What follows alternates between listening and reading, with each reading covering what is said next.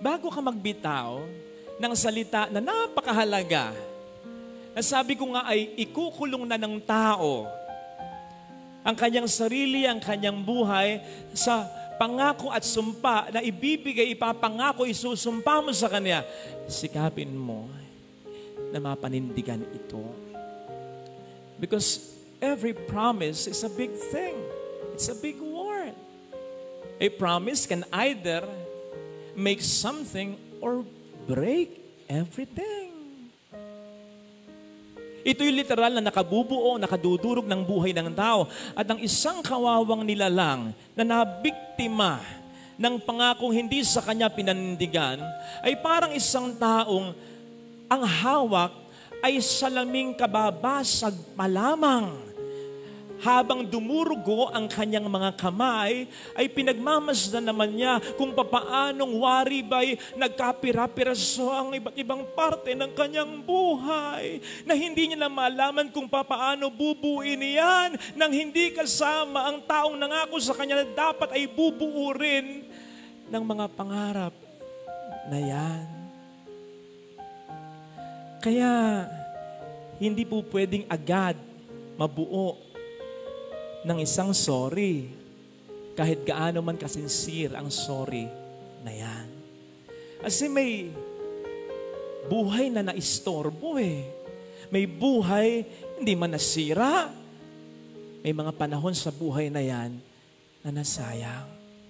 Psalm 145:13. Ang sabi doon, God is faithful to His promises. Ang Diyos ay tapat sa kanyang mga pangako. Bakit? Hindi lamang dahil Diyos siya. Given na yan eh. Ako ang katotohanan. Kapag sinabi ko, ginagawa ko. Given na yun. Kapag nangako ang Diyos, tututuhanin niya. Pero kung bakit nasabi ko minsan sa isang viral video, kung para sa'yo, para sa'yo. Kasi ang Diyos, tutuparin niya ang pangako niya sa'yo. Bakit? Kasi alam niya ang makabubuti sa'yo. At bago nangako ang Diyos sa'yo, inalamunan niya kung anong makabubuti sa'yo, doon niya ibinase ang kanyang pangako sa'yo sa makabubuti para sa'yo. Kaya hindi niya sisirain ang kanyang pangako sa'yo. Kasi yun ang makabubuti para sa'yo. Kaya kung para sa'yo, ipinangako ng Diyos sa'yo, ibibigay niya sa'yo. So you get that? Tayo, hindi tayo Diyos. Pero sa palagay ko naman, bago tayo mangako sa isang taong napakahalaga sa buhay natin, hindi kita pababayaan, ito ang ibibigay ko sa iyo, ito ang gagawin ko, ito ang plano ko para sa iyo. Bago mo ipangako yon, inalam mo muna ang kailangan niya, inalam mo muna ang makapagpapaligaya sa kanya, inalam mo muna kung anong pinakakailangan at makatutulong sa kanya. Kaya ka nangako eh. So bakit sa isang itlap, ipapako mo yung pangakong yun? Diba? Yes, yung pinangakuan mo, hindi po kita pababayaan. Anak, hindi kita pababayaan. Kahit anong mangyari, makapagtatapos ka ng pag-aaral. Anak, mamahalin ko yung nanay mo, yung tatay mo, mamahalin ko buong buhay ko para sa inyo. Magpapatayo tayo ng, etc. Again, bago mo ipangako yan, inalam mo muna kung ano ang kanilang kailangan. Kaya mo pinangako yan. So dapat tulad ng Diyos, ano man ang mangyari, tuloy mo yan. Kasi inasahan na nila yan. Tama, kung mag-fail ka man, kung tumalikod ka man, kung all of a sudden sila yung kalimutan at pabayaan, syempre sabihin mo, at pagdarasal mo kapag move on sila, at dapat lang naman. Pero sayang eh. Sayang, ikaw na eh. Ikaw na yung kanilang inasahan. Ikaw na eh. Pwede pa nilang maabot yung mga pangarap na yan. Pero may mga panahong naaksaya na. Sayang. Sayang. At ang mas masakit, sa kanila mas may nasayang. Kasi sila ang may pinakamalaking ibinigay, itinaya. Hindi katulad mo, kulang, kaya bigla mo silang tinalikuran. Sapat ang grasya ng Panginoon, nasa sa tao talaga yun. Sana wag na nating dagdagan yung mga sumpa at pangarap na napapako. Kasi mahirap bumuo muli ng bagong pangarap at umasa na hindi na muli ito mawawasak. At sa bawat pangarap at pangako na hindi tinutupad, hindi lang yung iisang tao ang apektado, lahat apektado. Kaya sana, maging totoo tayo at panindigan natin ang lahat ng ating mga pangako. Lalong-lalo na sa mga taong mahalaga sa iyo. Do not worry. Don't worry. Huwag mag-alala. Yan din ang madalas na paalala sa atin ng Diyos. Kaalinsabay po ito ng mabilis at madalas niyang sinasabi sa atin, huwag tayong matakot. Bakit nga ba hindi tayo dapat nag-aalala? Two things. Simple lang para mas madaling maintindihan, tandaan. Sapagkat ang worrying ay irrelevant at irreverent. Irrelevant kasi hindi nga po mahalaga. Kanina, ni-research ko pa, kaya bahagya ako na late sa misa. Lagi kasi nating sinasabi, wala namang gamit yung appendix. Nakasasama lang. Dapat tinatanggal yan. Kanina, ni-research ko, meron palang gamit ang appendix. Hindi naman kasi yan ilalagay ng Diyos bilang parte ng katawan nating mga tao kung wala yang gamit. So, wag iisipin na ang appendix ay walang gamit. Naisip ko kasing ihalin tulad sa worrying. Ang appendix may gamit. Kaya mahalaga pa rin. Ang worrying, wala. Wala talagang gamit. Nag-research pa ako uli. Meron bang itinanghal sa Guinness Book of World Records na taong pinakamagaling, pinakamaraming worries? Kasi yung pinakapangit, meron pa eh. Pero yung pinakamaraming worries, wala. Kaya ang pag-aalala ay walang halaga. Sabi nga po ng isang quote, worrying is like sitting on a rocking chair. Tumba-tumba. It keeps you busy, but it doesn't get you anywhere. Doon ka lang. Sa lugar na yon, hindi ka lumalayo. So, we can worry all day, all night, all week, all month, all the days of our lives. Pero walang maidadagdag sa atin. Walang positibo. Puro pa nga negatibo. O sige nga, meron bang taong nagsabi sa iyo, Mars, alam mo yung problema ko sa pera, yung problema ko sa sakit, solve na. Paano na-solve? Inalala ko lang. Maghapon, magdamag, hindi nga ako natutulog eh. Tingnan mo nga ako. Hindi na ay bagsto eh. Nakikita mo sa mga mata ko, ay luggages na yan. Laging namamawi sa mga kamay ko, pati mga paa ko. Kasi kinakabahan ako eh. Kasi baka magkaganon, baka magkaganito. Laging mainit ang ulo ko. Laging nakakunot ang noo ko. Lagi ko nasisigawan ng asawa ko, pati mga anak ko. Wala na akong ginawa kundi mag-alala. Ay, effective try mo. Solve na problema ko. By the way, yun nga palang nagsabi niyan ay si Sisa. Kaya itry nyo rin nang pati kayo, maloka na. Walang ganun, Mars. Walang nadadagdag na mabuti ang pag-aalala. Puro pa nega. Kasi pag nag-aalala ka, malulungkot ka. Pag nag-aalala ka, hindi mo magagawa ang mga dapat mong gawin, ang mga dapat mong isipin. Mapapabayaan mo ang sarili mo, pati pakikipagkapwa-tao mo. Magkakasakit ka, mamatay ka. O di ba? Sabi ng ating Panginoon sa Matthew 6:27, may maidaragdag ba kahit isang araw sa buhay mo ang pag-aalala mo? Wala. On the contrary, dahil sa pag-aalala, marami ng buhay ang nabawasan ng hindi lang ng isang araw. Baka isang taon, 2 taon at marami pang taon. Dahil sa pag-aalala, hindi nakadaragdag, nakababawas pa. Kaya hindi mahalaga. Lubayan yan. Huwag mag-aalala. Worrying is irrelevant. Ikalawa, hindi na mahalaga, masama pa. Bakit? Worrying is irreverent. Irreverence to God. Hindi paggalang, hindi pagrespeto. Ang taong nag-aalala ay parang nagsasabi sa Diyos, Lord, naniniwala ako sa iyo pero hindi ako nagtitiwala. Paano yun? Naniniwala kang makapangyarihan siya, pero hindi ka nagtitiwalang gagamitin niya ang kapangyarihan niya pabor sa'yo? Naniniwala kang mapagmahal siya, pero hindi ka nagtitiwalang mahal ka niya? Naniniwala kang mabuti siya, pero hindi ka nagtitiwalang i-apply niya ang kabutihan niya sa'yo? Lalo na ngayong meron kang problema, insulto sa Diyos yun. Walang pagrespeto sa Diyos yun. Siya na nagsabi na napakaraming beses, huwag kang mag-alala, huwag kang matakot. Siya na nag-assure sa iyo na mas mahalaga kang dihamak sa milyong-milyong mga mayang pinapakain niya kahit hindi nanghihingi sa kanya ng pagkain ng mga maya. Siya na nagsabi sa iyong mas mahal ka niya at mas inaalagaan ka niya kaysa sa mga magagandang halaman na yung nakikita. At higit sa lahat, siya na nagpadala ng kanyang bugtong na anak para lamang iligtas ka. Ang hindi paniniwala sa kanya na maipapakita natin dahil sa ating pag-aalala ay hindi pagrespeto sa Diyos. Father, anong magagawa ko? Siyempre, concern ko pa rin yung health ko. Concern ko pa rin yung kabuhayan ko. Concern ko pa rin yung kinabukasan ng mga anak ko. Hindi naman sinasabing hindi mo maging concern Ang sinasabi, yes, maging concern ka, pero alisin mo ang iyong pag-aalala. Ang concern kasi ay yung maisip mo paminsan-minsan at iisipin mo lang siya kung kailan mo gustong isipin. Kasi meron kang mga ibang dapat gawin at ibang iisipin.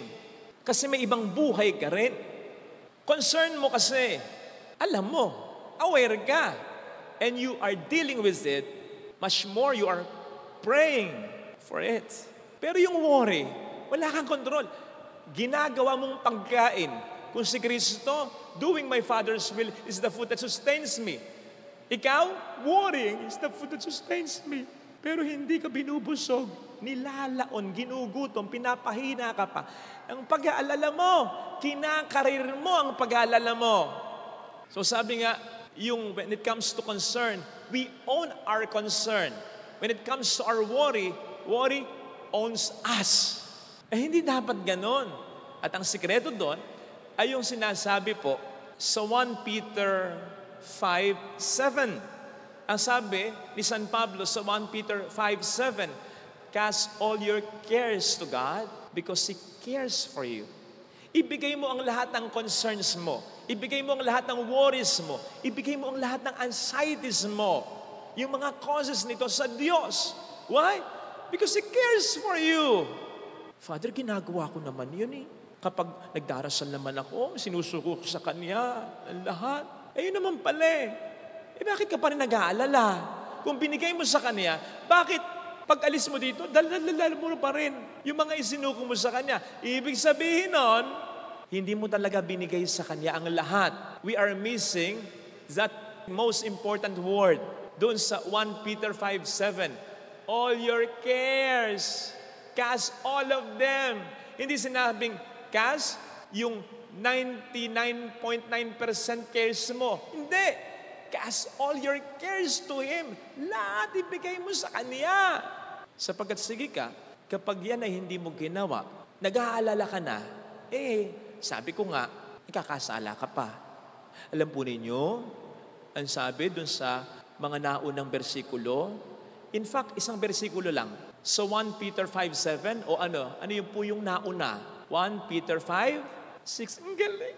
Ang sabi sa 1 Peter 5:6 ay magpakumbaba kayo sapagkat ang Diyos ay nalulugod sa mga mapagkumbaba samantalang sinasaway niya ang mga mayayabang.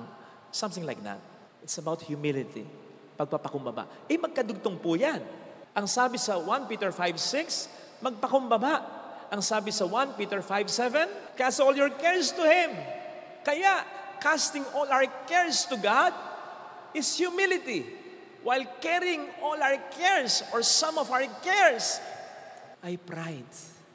Yung pagpapaubaya talaga sa Diyos ng lahat ay pagpapakumbaba. Lord, hindi ko kaya. Pero kaya mo ito. Alam kong tutulungan mo ako. Ula ngayon, hindi ko na masyadong aalalahan nito. Isipin ko paminsan-minsan. Pero hindi araw-araw, hindi minuminito, hindi segundo. I'm casting all my cares to you. On the other hand, carrying even some of our cares, Lord, I got this. Kaya ko ito. Kaya ko ito. Kaya ba nga niya? Kaya, wag po tayong masyadong nag-aalala. Hindi na yan mahalaga. Masama pa. Mamumroblema ka na.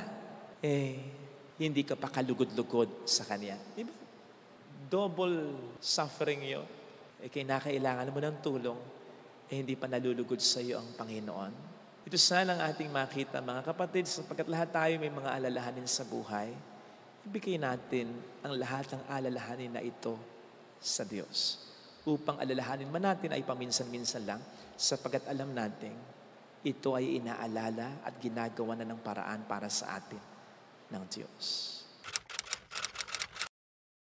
Noong panahong yon, dating ang mga taong nanggagaling sa mga bayan-bayan at lumalapit kay Jesus. Nang natitipon, ilagay natin ang ating kanang kamay sa tapat ng ating puso.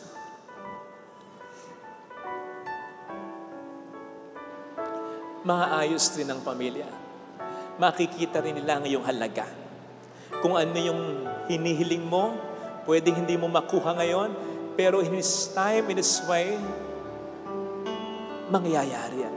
Alam kong may magagawa. Kasi sinabi na niya. Alam kong may magagawa ang Diyos. Pag sinabi niya, ilista mo na. Paniwalaan mo na. I-claim mo na. Kung ako'y magtatapat, lalong-lalo na yung sinabi niyang, mahal ka niya, na hindi kanya pababayaan sa lahat ng mga pangako ng Diyos. Huwag mong kakalimutan ito. Alam kong diringgin ng Diyos ang samo ko sapagkat mahal niya ako. Alam kong diringgin ng Diyos ang samo ko sapagkat alam niya ang pinagdaraanan ko. Kung ako'y magtatapat, sa Kanya'y maglilingkod, alam kong diringgin ng Diyos ang samo ko. Pakipikit natin ang ating mga mata.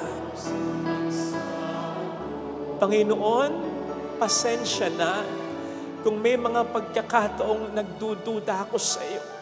Akala ko hindi mo ako pinakikinggan Kasi walang sagot sa panalangin ko. Parang hindi mo ako kinakausap. Tama si Father.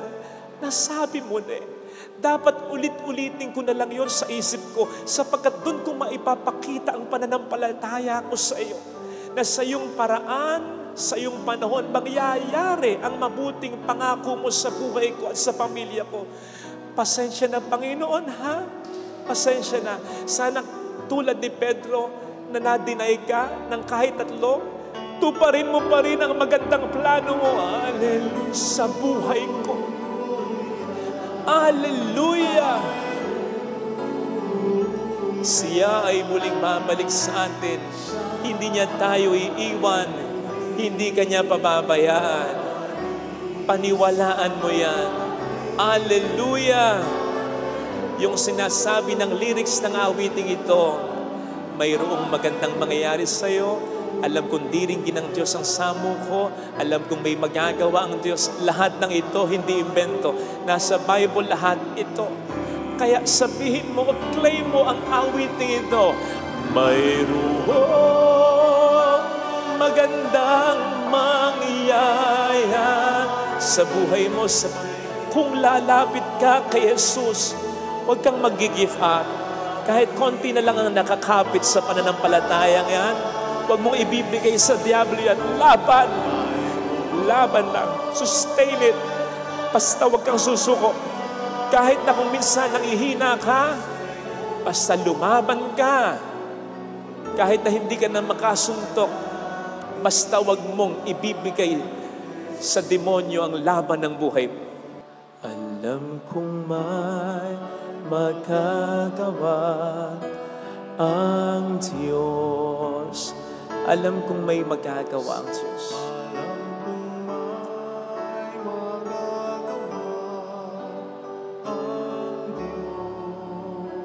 kung ako'y magtatapat sa Kanya'y maglilingkod. Alam kong may magagawa ang Diyos. Hindi ako magtutuda. Ako'y matutulungan niya. Alam kong diringgin ng Diyos ang samo ko sapagkat mahal niya ako. Alam kong diringgin ng Diyos ang samo ko sapagkat anak niya ako. Kung ako'y magtatapat, sa Kaniya'y maglilingkod, alam kong diringgin ng Diyos ang samo ko. Pikit natin ang ating mga mata. Panginoon, tulungan mong tulad ni San Bartolome, pagsikapan kong magkaroon ng malalim na relasyon sa iyo, ang makilala ka pa, ang mas maramdaman ang epekto ng mga salita mo sa pamamagitan ng pag-asabuhay nito. Kahit nahihirapan ako, yung magpatawad ako, yung magpika, yung magsakripisyo at magmahal, kahit nasasaktan ako. Tulungan mo din ako maging katulad ng babaeng Cananea na sa kabila ng mga problema, I continue to press on, to push, praying until something happens. Tulungan mo po ako na huwag mawalan ng pag-asa at maniwalang sa piling mo may mangyayaring maganda. Hallelujah! Purihin ang Diyos. Hallelujah! Pasalamatan siya. Siya ay muling babalik sa atin. Hindi niya tayo iiwan. Hindi kanya papapayaan. Paniwalaan mo yan. Hallelujah! Purihin ang Diyos. Hallelujah! Sa takdang panahon ay babalik ang Panginoon upang tayo ay kunin tapat siya sa Kaniyang mga pangako sa atin. Sabihin mo sa sarili mo, mayroong magandang mangyayari sa iyo. Sapagkat yun ang pangako ng Diyos sa pamamagitan ng San Pablo. Kung lalapit ka kay Jesus, walang sino man o anuman ang sa iyo ay makatatalo. Mayroong magandang mangyayari sa iyo sapagkat kapag lapit mo kay Kristo, ang laban mo magiging laban na rin niya. Hindi ka na mag-iisa sa pagharap sa anumang problema kung lalapit kay Jesus. Huwag mong pababayaan ang pananampalataya at relasyon mo sa Kanya. Alam kong may magagawa ang Diyos. Alam kong may magagawa ang Diyos. Kung ako'y magtatapat, Kung ako'y magtatapat, sa Kanya'y maglilingkod, sa Kanya'y maglilingkod. alam kong may magagawa ang Diyos. May magagawa ang Diyos. Alam kong diringgin ng Diyos ang samo ko Alam kong di sapagkat mahal niya. ng Diyos ang samo ko. Alam kong diringgin ng Diyos ang samo ko. Alam kong diringgin ng Diyos ang samo ko. Kung ako'y magtatapat, Kung ako'y magtatapat, sa Kaniya'y maglilingkod, sa Kanya'y maglilingkod. alam kong diringgin ng Diyos ang samo. Pikit natin ang ating mga mata. Panginoon, pasensya na kung may mga pagkakataong nagre-reklamo ako. And there were even times na I told you, ayoko na. Yung bakit buhay pa ako. Kung bakit nasa pamilya ko pa ako. Kung bakit may nakikita pa akong tsansa. Kasi may pag-asa pa. Tulungan mo kong yakapin ito. Tulungan mo kong harapin ang mission ko. Kasi kung wala naman ding ibang gagawa para sa pamilya, ako ang gagawa. Pero tulungan mo ako, Panginoon. From now on, hindi na ako magre-reklamo. Gagawin ko na ang dapat kong gawin. Pero Lord, tulungan mo ko kasi hindi ko kayang mag-isa ito. Nasa extra na ako. Hallelujah! Hallelujah! Purihin ang Diyos. Hallelujah! Hallelujah! Pasalamatan siya. Siya ay muling mamalik sa atin. Hindi ka niya iiwan. Hindi ka niya pababayaan. Paniwalaan mo yan. Hallelujah! Purihin ang Diyos. Hallelujah! Babalik ang Panginoon upang tayo ay tapat siya sa Kanyang mga pangako sa atin. Sabihin mo sa sarili mo, mayroong magandang mangyayari sa iyo. Higit pa sa inaasahan mo, sapagkat mahal ka ng Diyos, makatandaan. Kung lalapit ka kay Jesus, maaaring matagal, maaaring mahirap, pero magiging maayos din ang lahat. Mayroong magandang mangyayari sa iyo.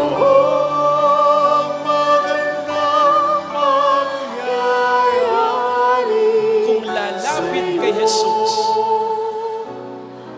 alam kong may magagawa ang Diyos.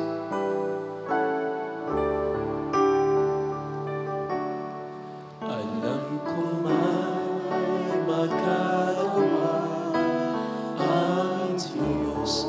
Alam kong may magagawa ang Diyos. Alam kong may magagawa ang Diyos. Kung ako'y magtatapat, sa Kaniya'y maglilingkod, alam kong may magagawa ang Diyos.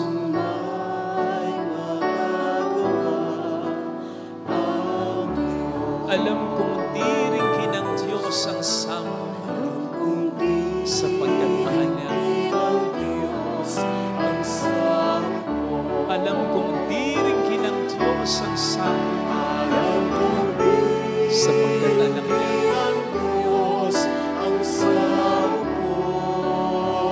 Kung ako'y magtatapat,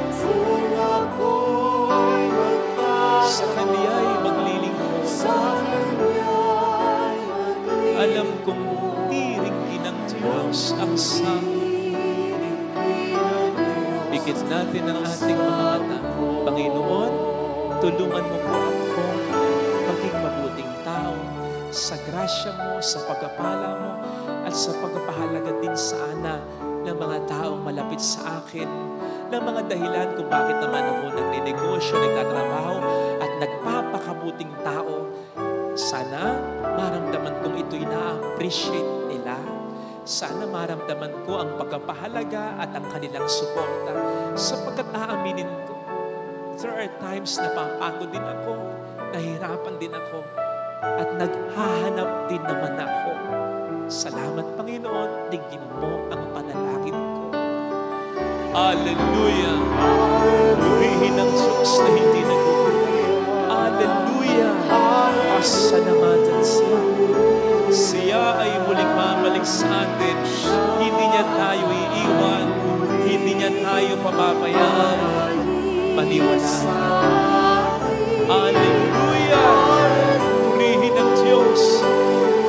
Hallelujah! Babalik ang Panginoon upang tayo ay tapat siya sa kanyang mga pangako sa atin. Lagi natin namabasa, shout out sa may kuyang mayaman, shout out sa may ating maganda, shout out sa may asawang gwapo. Come on, shout out sa asawang mabuti, shout out sa anak na mabuti, sa kapatid na mabuti. Yan ang ating ipagmalaki. Yan ang blessing sa ating family. Mayroong magandang mangyayari sa iyo. Kung yung masamang tao minamahal ng Diyos, ikaw ba bang nagpapakabuti? Ikaw ba ba ang pabayaan niya? Come on.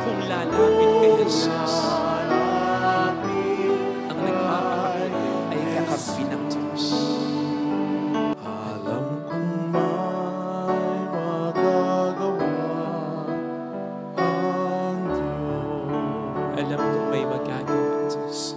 Alam kong may magagawa Walang posible sa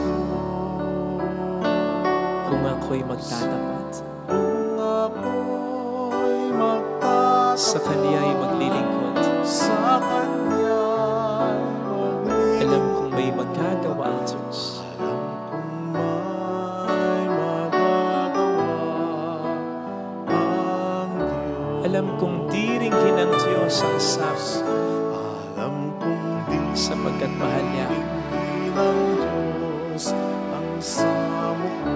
Alam kong diringhin ng Diyos ang sabi Alam kong diringhin ng Diyos sapagkat alam niya ang pinagdaraanan. samo ko.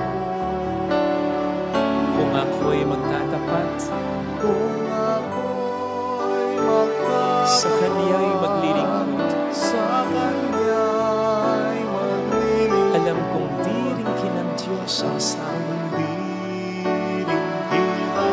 Pikit natin ang ating mga Panginoon, alam kong nandiyan ka na tinutulungan ako sa mga laban sa buhay ko.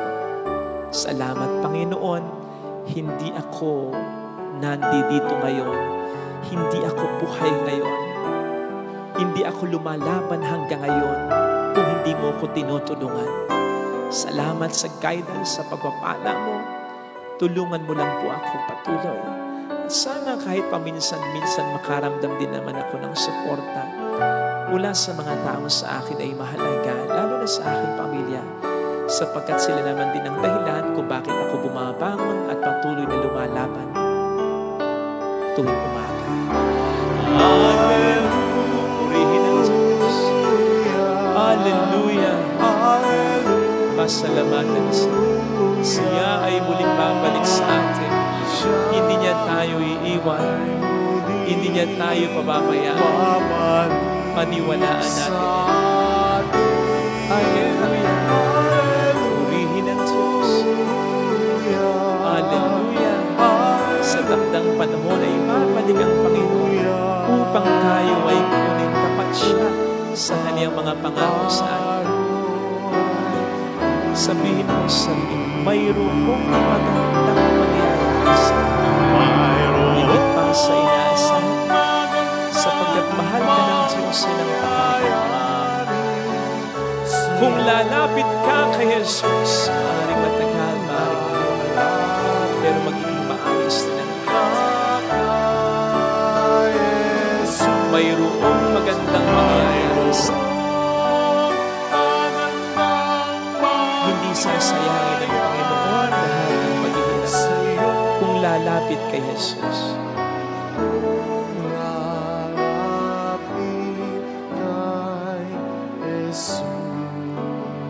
Alam kong may magagawa ang Diyos.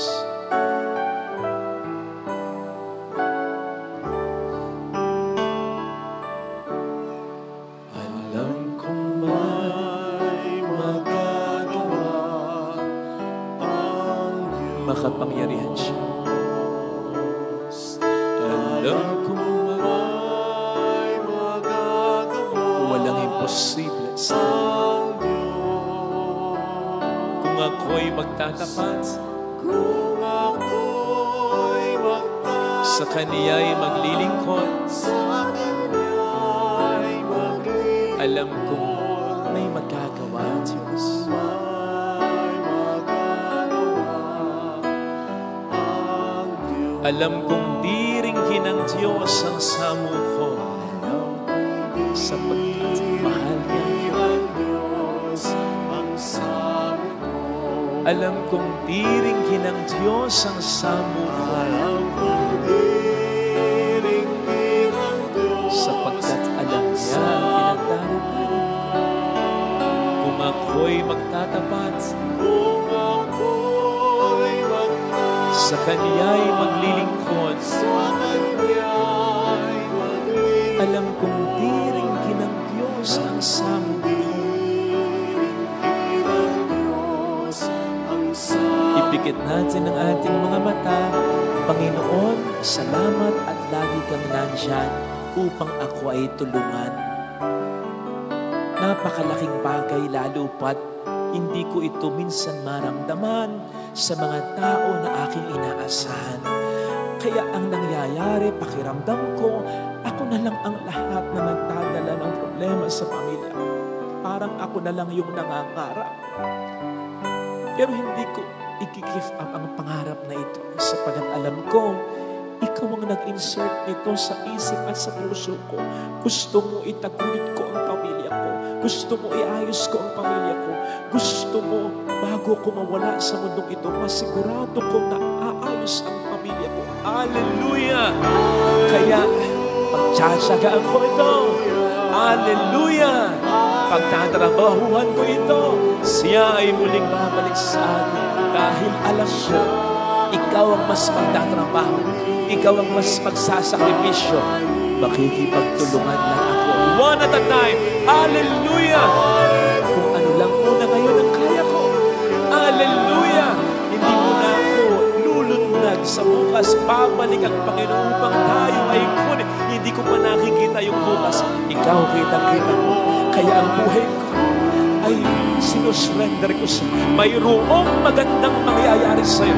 Higit pa sa inaasahan mo. Basta hayaan mong kumilos ang Diyos sa buhay mo. Yes! Kahit may kapalpakan ngayon, kahit may problema ngayon, kahit may kabiguan ngayon, tandaan mo, mahal ka niya at makapangyarihan siya. Kahit kabiguan pa, kahit problema pa, kahit aberya, kaya niyang gawing biyaya, maniwala ka. Pwede siyang gumawa ng tuwid na linya mula sa liku-likong pinanggalingang linya. Maniwala ang basta magtiwala ka at mamamangha ka. Mamamangha ka. At kaya ka mamamangha, alam mo, kung ikaw lang hindi mo kaya, tinulungan ka niya. Alam kong may magagawa ang Diyos. Alam kong may magagawa Makapangyarihan siya. ang Diyos. Kung ako'y magtatapat, Kung ako'y magtatapat sa Kaniya'y maglilingkod, sa Kanya'y maglilingkod, alam kong may magagawa ang Diyos. Hindi ako magdududa. Ang Diyos. Alam ko, diringin ng Diyos ang samo ko, Diringin ang Diyos sapagkat mahal niya ang ako. samo ko. Alam kong diringin ng Diyos ang samo Alam kong diringin ang Diyos sapagkat ang samo alam niya na rin ang pinagdaraanan ko. Kung ako'y magtatapat, Kung ako'y magtatapat sa Kaniya'y maglilingkod, sa Kanya'y maglilingkod, alam kong diringin ng Diyos ang samo ko. diringin ang Diyos. Pikit natin ang ating mga mata. Panginoon, patawad kung minsan iniisip ko wala ka sa aking pakialam, sa aking mga pinagdaraanan, sa aking mga pangangailangan. Nadadamay ka pa sa aking mga karanasan, sa aking mga karanasan na sa aking buhay, maging sa aking pamilya, parang wala silang pakialam. Tuloy, pati ikaw naiisip ko, ganun ka rin. Sapagkat feeling ko, kung minsan ako'y nag-iisa at wala akong kadamay, hindi ko pala dapat paniwalaan ito sapagkat ang totoo ay ang kabaligtaran na ikaw ay aking ama. Ako'y nag-iisang anak mo. Wala kang nilikha na katulad ko. Kaya hindi po pwedeng hindi mo ko minamahal at wala ka sa aking magandang God. Hallelujah! Ito ang pangahawakan ko. Hallelujah! Hindi ang pagmamahal ko sa iyo, kundi ang pagmamahal mo sa akin. Siya ay muling babalik sa hindi niya tayo iiwan, hindi niya tayo pababayaan. Hallelujah! Purihin ang Diyos. Hallelujah! Sa takdang panahon, babalik ang Panginoon upang tayo ay kunin tapat siya sa Kaniyang mga pangako sa atin. Sabihin mo sa sarili mo, mayroong magandang mangyayari sa iyo. Higit pa sa inaasahan mo, Sapagkat mahal ka ng Diyos, yan ang pakatatandaan mo. Kung lalapit ka kay Jesus, huwag mong sisihin ang Panginoon sa mga pangit na nangyayari sa buhay mo. Hindi niya kagagawan yan ng kalaban. Walang ama na magnanais na ang kanyang anak ay lukohin, pabayaan at saktan. At mayroon siyang ginagawang paraan. Kumapit ka lang. Magtiwala ka lang. Kung lalapit kay Jesus, hindi ka niya papabayaan. Alam kong may makapangyarihan siya. Alam kong may magagawa ang Diyos. Alam kong may magagawa. Walang imposible sa Kanya.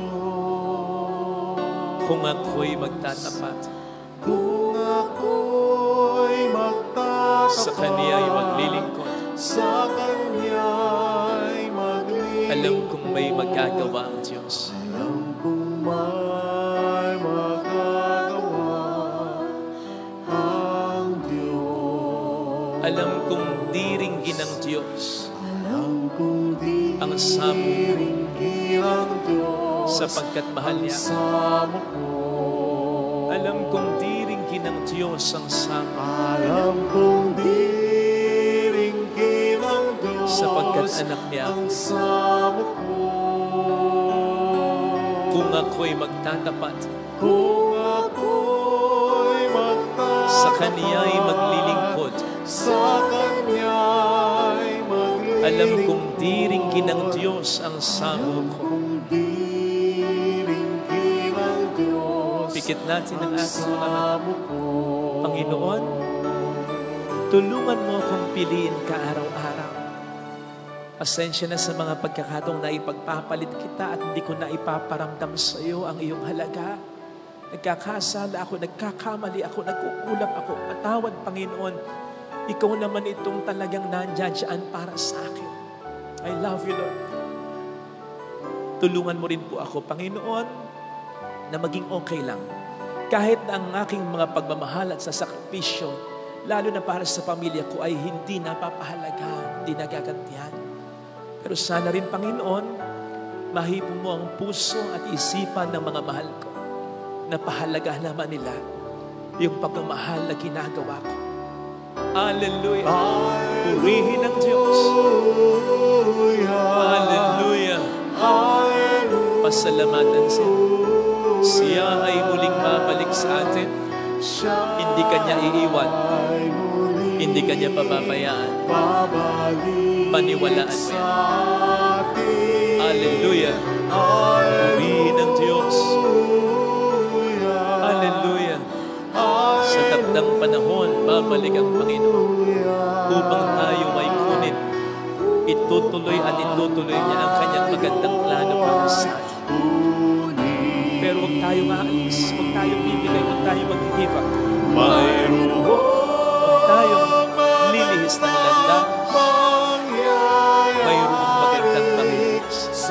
Kung lalapit ka kay Jesus, sayangin man ng iba ang kabutihang loob mo, ang pagmamahal mo, ang sakripisyo mo, hindi sasayangin ng Diyos ito. Mayroong magandang mangyayari sa